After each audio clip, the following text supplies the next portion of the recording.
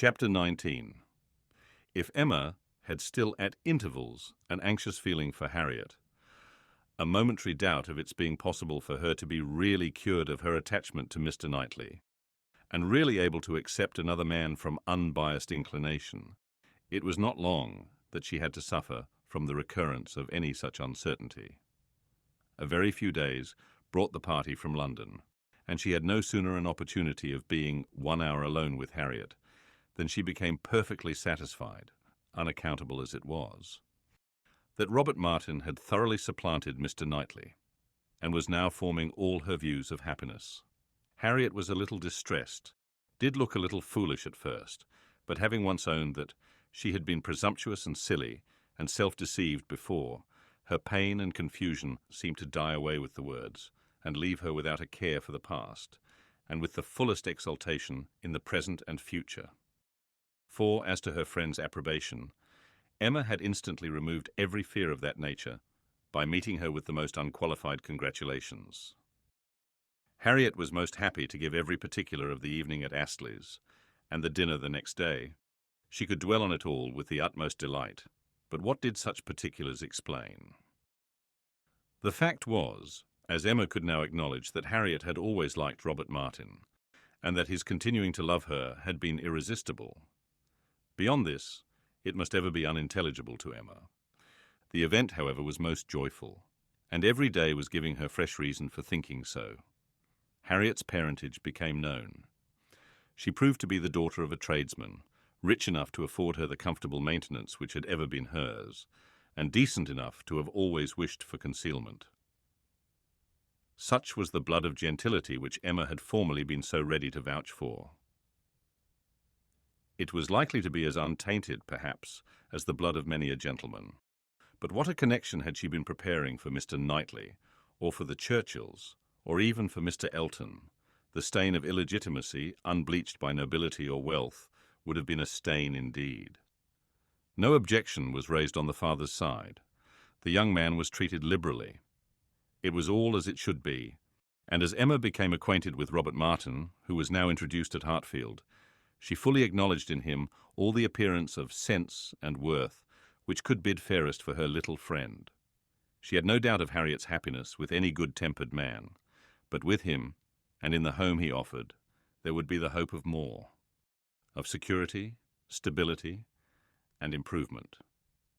She would be placed in the midst of those who loved her, and who had better sense than herself, retired enough for safety, and occupied enough for cheerfulness. She would be never led into temptation, nor left for it to find her out. She would be respectable and happy, and Emma admitted her to be the luckiest creature in the world, to have created so steady and persevering an affection in such a man, or if not quite the luckiest, to yield only to herself. Harriet, necessarily drawn away by her engagements with the Martins, was less and less at Hartfield, which was not to be regretted. The intimacy between her and Emma must sink. Their friendship must change into a calmer sort of goodwill. And fortunately, what ought to be and must be seemed already beginning, and in the most gradual, natural manner. Before the end of September, Emma attended Harriet to church, and saw her hand bestowed on Robert Martin with so complete a satisfaction as no remembrances, even connected with Mr. Elton as he stood before them, could impair. Perhaps indeed at that time she scarcely saw Mr. Elton, but as the clergyman whose blessing at the altar might next fall on herself. Robert Martin and Harriet Smith, the latest couple engaged of the three, were the first to be married. Jane Fairfax had already quitted Highbury, and was restored to the comforts of her beloved home with the Campbells. The Mr. Churchills were also in town, and they were only waiting for November. The intermediate month was the one fixed on, as far as they dared, by Emma and Mr. Knightley. They had determined that their marriage ought to be concluded while John and Isabella were still at Hartfield, to allow them the fortnight's absence in a tour to the seaside, which was the plan. John and Isabella, and every other friend, were agreed in approving it. But Mr. Woodhouse, how was Mr. Woodhouse to be induced to consent? He who had never yet alluded to their marriage, but as a distant event. When first sounded on the subject, he was so miserable that they were almost hopeless. A second illusion, indeed, gave less pain. He began to think it was to be, and that he could not prevent it, a very promising step of the mind on its way to resignation. Still, however, he was not happy. Nay, he appeared so much otherwise that his daughter's courage failed. She could not bear to see him suffering, to know him fancying himself neglected. And though her understanding almost acquiesced in the assurance of both the Mr. Knightleys, that when once the event were over, his distress would be soon over too, she hesitated. She could not proceed. In this state of suspense they were befriended, not by any sudden illumination of Mr. Woodhouse's mind, or any wonderful change of his nervous system, but by the operation of the same system in another way. Mrs. Weston's poultry house was robbed one night of all her turkeys, evidently by the ingenuity of man. Other poultry yards in the neighbourhood also suffered. Pilfering was housebreaking to Mr. Woodhouse's fears. He was very uneasy, and but for the sense of his son-in-law's protection, would have been under wretched alarm every night of his life.